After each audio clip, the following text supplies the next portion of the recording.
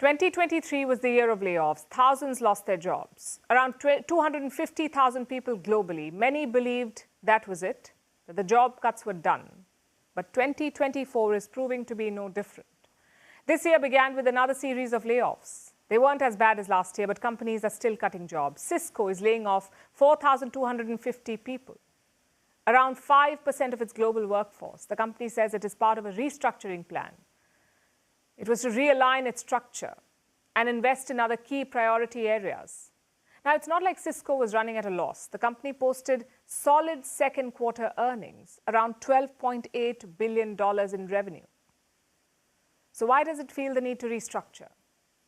Cisco has given two reasons: weak demand and a tough economy. And they aren't the only ones. Nike cut around 1,700 jobs. That's, again, about 2% of their workforce. The sports giant wants to cut cost. Around $2 billion in the next 3 years. That's their aim. The company will now focus on three major categories: running, women's apparel, and its Jordan brand. Most resources will be directed towards that.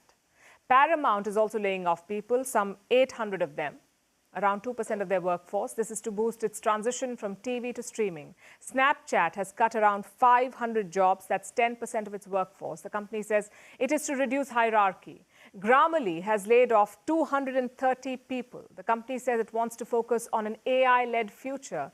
Instacart is laying off around 250 employees. Mozilla is cutting 5% of its jobs. PayPal has started company-wide layoffs. SpiceJet will lay off some 1,400 people. Swiggy is cutting 400 jobs. Vroom is laying off 90% of its workforce. Pixar is cutting more jobs. So you get the gist.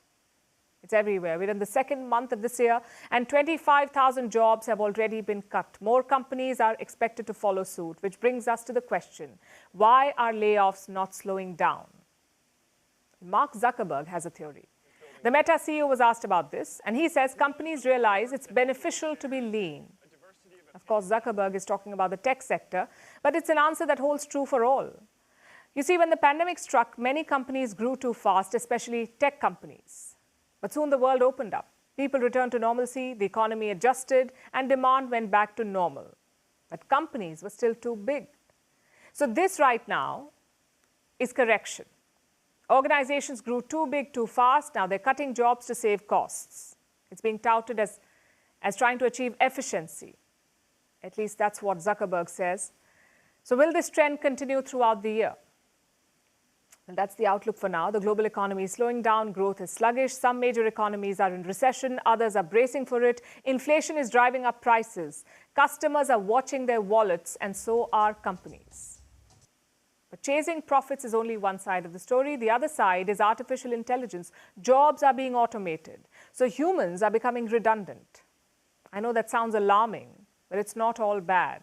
A lot of people may lose their jobs to AI, but it's also creating new roles, especially in the tech space. Take NVIDIA, Microsoft, Meta. They're all looking to hire people, but only in more AI-focused roles. So while the last year was about mass layoffs, this one seems to be about cost cutting. You could say it means the same thing, more pink slips, and you won't be wrong.